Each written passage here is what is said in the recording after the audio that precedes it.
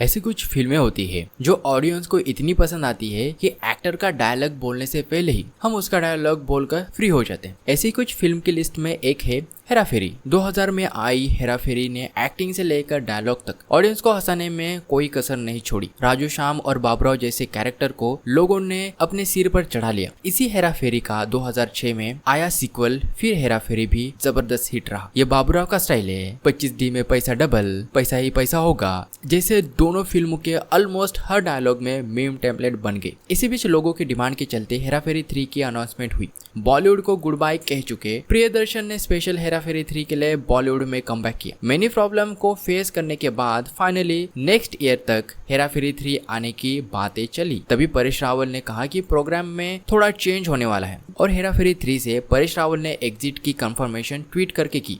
But 2022 में खुद परेश रावल ने हेरा फेरी 3 आने की कंफर्मेशन की थी। तो ऐसा क्या हुआ कि परेश रावल ने फिल्म से बैकआउट किया। इसके साथ ही एक और न्यूज आई कि अक्षय कुमार ने परेश रावल पर 25 करोड़ का केस ठोक दिया। तब फैंस को समझ आया कि इस मैटर में हेरा फेरी छोटी नहीं है। हेरा फेरी 3 का आउटगोइंग मैटर आखिर क्या है, इसे इस वीडियो में जानते हैं। 2000 में आई हेरा फेरी और 2006 में आई फिर हेरा फेरी का थर्ड पार्ट आने की न्यूज 2017 से आ रही है। न्यूज हर बार चेंज होती रही है। मोस्ट डिस्कस न्यूज थी कि हेरा फेरी 3 में अक्षय कुमार नहीं होंगे। फिर लोगों ने इस पर वेरी नेगेटिव कमेंट की। इसके बाद 2000 में न्यूज आई कि ओरिजिनल स्टार कास्ट के साथ फिल्म बनेगी। इसी बीच 3 से 4 डायरेक्टर चेंज हुए। स्टोरी अच्छी नहीं थी, इसलिए अक्षय कुमार ने स्टोरी चेंज करने को कहा। हेरा फेरी 3 के लिए अक्षय कुमार इतने पैशनेट थे कि उन्होंने खुद इस फिल्म को प्रोड्यूस करने का डिसीजन लिया। अक्षय ने ही बॉलीवुड छोड़ चुके प्रियदर्शन को अगेन बॉलीवुड में आने के लिए कन्विंस किया। मेनी प्रॉब्लम्स और स्टोरी में चेंज के बाद फाइनली 2025 के जर्नी में हेरा फेरी 3 की ऑफिशियल अनाउंसमेंट खुद डायरेक्टर प्रियदर्शन ने की। जो फैंस बहुत ज्यादा वेट कर रहे थे उनको बहुत ज्यादा खुशी हुई इस अनाउंसमेंट के बाद। इस साल के IPL 2025 के फाइनल में हेरा फेरी 3 का टीजर आने की भी न्यूज आई थी। बट कहीं ना कहीं कुछ मिस्टेक और न्यूज आई कि हेरा फेरी 3 से परेश रावल आउट हो गए। परेश रावल ने फिल्म क्यों छोड़ी, इस पर डिस्कशन शुरू हुई।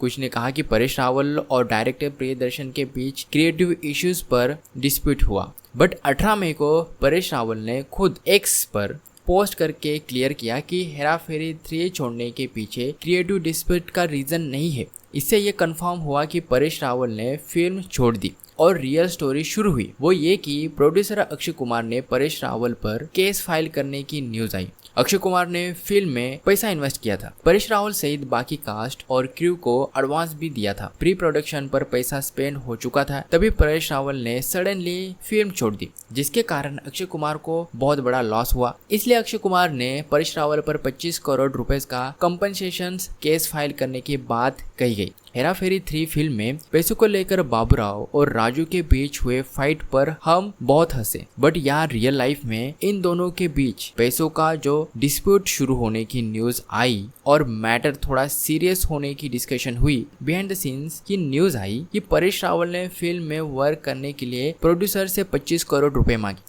फिल्म की शूटिंग स्टार्ट होने वाली थी, ऑल कॉन्ट्रैक्ट ऑलरेडी साइन हो चुके थे। इसलिए प्रोड्यूसर अक्षय कुमार ने रिम्यूनरेशंस इंक्रीज करने से डिनाई कर दिया और परेश रावल ने फिल्म में काम ना करने का डिसीजन लिया। जब परेश रावल से इस बारे में पूछा गया तो उन्होंने इंटरव्यू में कहा कि मुझे पता है कि मेरे इस डिसीजन से सबको शॉक लगा है। प्रियदर्शन का डायरेक्टर और हम तीनों का कॉम्बिनेशन ऑसम है। बट मेरे फिल्म छोड़ने का रीजन ये है कि मुझे नहीं लगता था कि मैं इस फिल्म का पार्ट हूँ। मुझे ये रोल अब करने का मूड नहीं था। अब के लिए यही मेरा फाइनल डिसीजन है।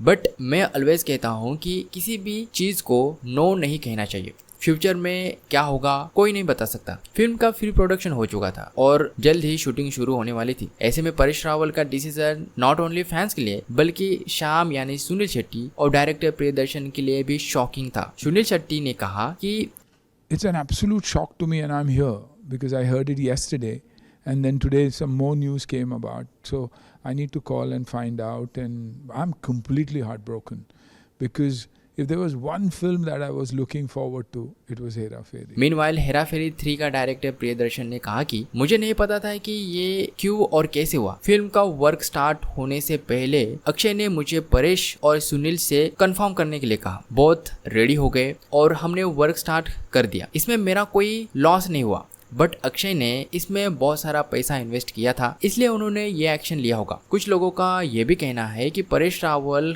के आउट होने की न्यूज PR स्टंट भी हो सकती है, बिकॉज 2017-18 में हेरा फेरी सीरीज का मेम्स का ट्रेंड अब ना ठंडा पड़ चुका है। ऑल्सो अक्षय कुमार के प्री प्रोडक्शन हाउस ने परेश रावल पर केस फाइल करने के बाद ऑफिशियली नहीं की गई है। इसके बावजूद परेश रावल ने भी रिएक्शन देते हुए कहा कि फ्यूचर में कुछ भी हो सकता है। उन्होंने ये भी कहा कि ऑडियंस हेरा फेरी 3 के लिए एक्साइटेड तो है, इसके साथ वो इमोशनल भी है, इसलिए अगर मेन स्टार कास्ट में एक भी मिसिंग होगा तो डिस्कशन होगी ना। इसलिए 2025 के IPL में टीजर लॉन्च करने से पहले लोगों में हेरा फेरी 3 को लेकर कुछ डिस्कशन का रीजन होना चाहिए। शायद इसलिए परेश रावल के आउट होने का कोर्ट केस करने की न्यूज स्प्रेड की जा रही है। पहले भी एक इंटरव्यू में परेश रावल ने कहा था कि अक्षय कुमार मेरा फ्रेंड नहीं बल्कि मेरा कलीग है। अक्षय कुमार और परेश रावल ने साथ में बहुत सारे फिल्में की है। रिसेंटली दोनों ने प्रियदर्शन की ही भूत बंगला फिल्म की शूटिंग कंप्लीट की जो 2026 में आएगी। Also welcome to the jungle में भी दोनों साथ में नजर आएंगे। परेश रावल के सडनली एग्जिट से फैन को शॉक तो लगा है, इसके साथ कुछ लोगों ने उनको क्रिटिसाइज भी किया है, बट फैंस के लिए एक होप है, वो ये है कि परेश रावल ने खुद कहा कि फ्यूचर में कुछ भी हो सकता है, कुछ कहा नहीं जा सकता। इसलिए शायद डिस्प्यूट सेटल करके परेश रावल फिल्म में वर्क करने के लिए रेडी भी हो सकते हैं। इसलिए डाई हार्ड हेरा फेरी फैंस की एक ही फीलिंग है, मेरे को तो ऐसा धक धक हो रहा है। मेरे को भी हो रहा